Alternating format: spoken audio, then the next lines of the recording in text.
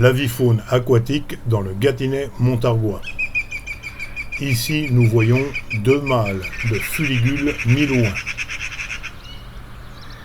Ils sont facilement identifiables à leur corps gris, avec la poitrine et le croupion noir.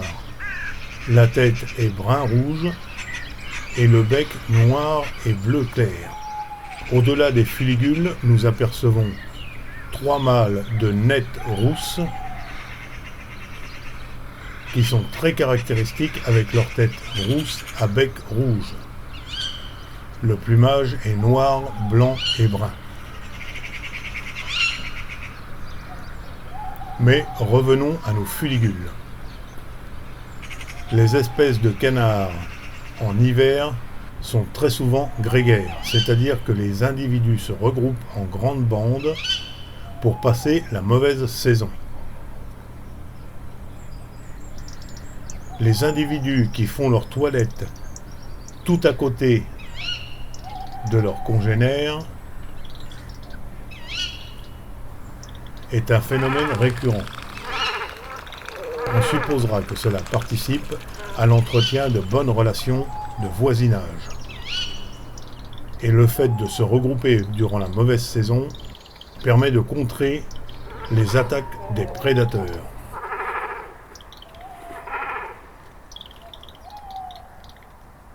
Lorsque l'eau de l'étang gèle, les individus se déplacent vers les rivières, où l'eau courante est plus difficile à geler.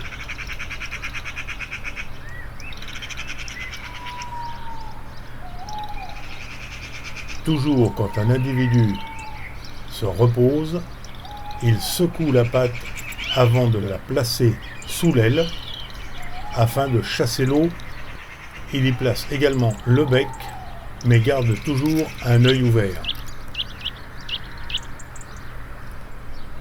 Les autres individus, eux, continuent leur toilette, pour certains en tout cas, avant de reprendre une petite sieste réparatrice.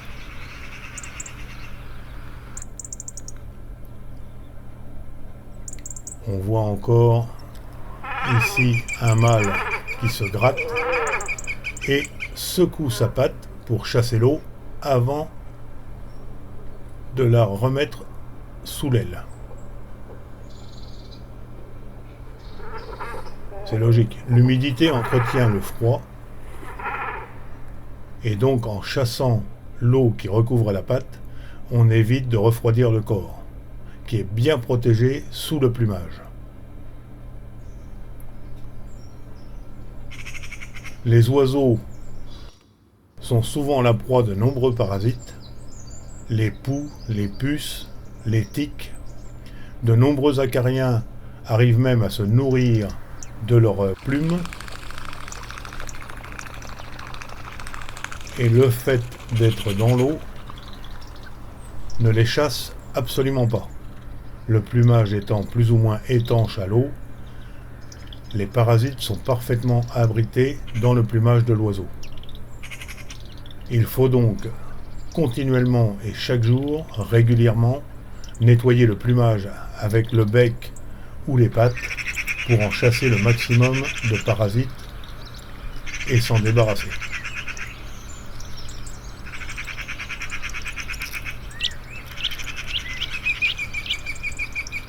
À la pierre aux fées, depuis de nombreuses années, les fuligules viennent pour passer la mauvaise saison. Il peut s'agir de Fuligule milouin ou de Fuligule morillon. Cette dernière espèce est ici absente.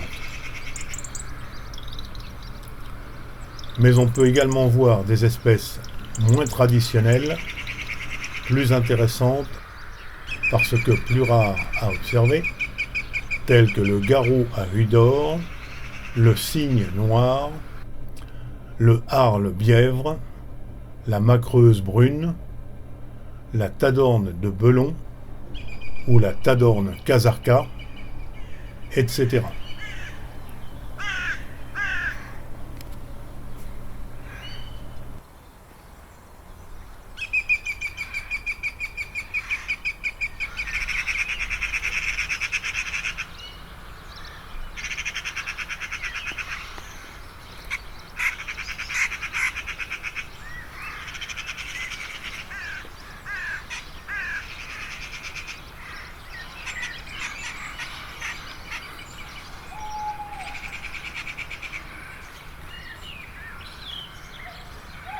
Le grèbe huppé en plumage hivernal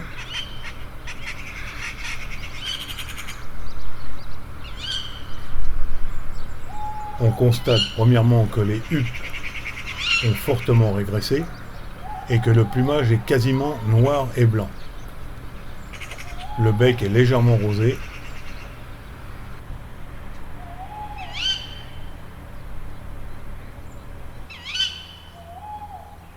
Les couleurs dans le plumage réapparaîtront à la fin de l'hiver ou au début du printemps, coïncidant donc avec le début de la période de reproduction.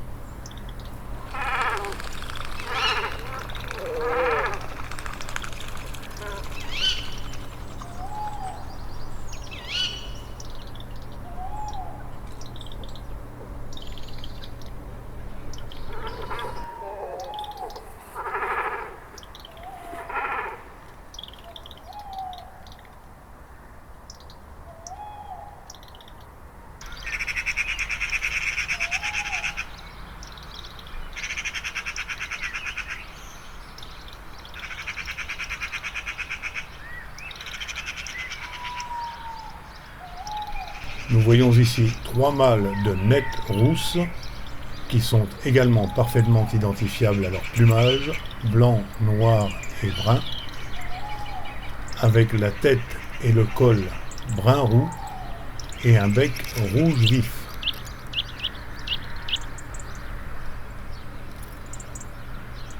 Tous les canards, et en général les palmipèdes, sont des herbivores. Il ne sert à rien de leur donner du pain pour les nourrir. Cela est très nocif pour eux. Leur système digestif n'est pas conçu pour assimiler le pain. On peut donner du pain à des canards de basse-cour, bien sûr, mais les animaux sauvages, jamais de pain.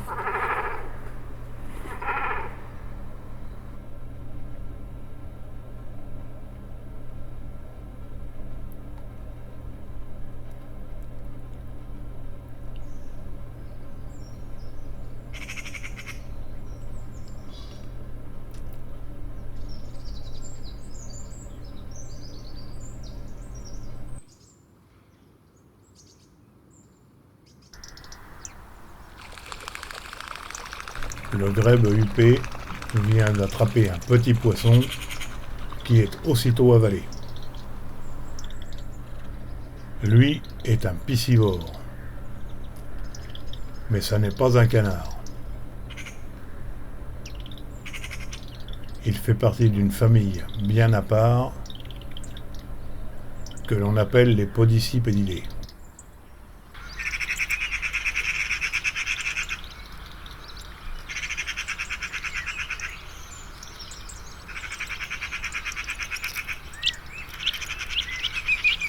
Encore un plongeon.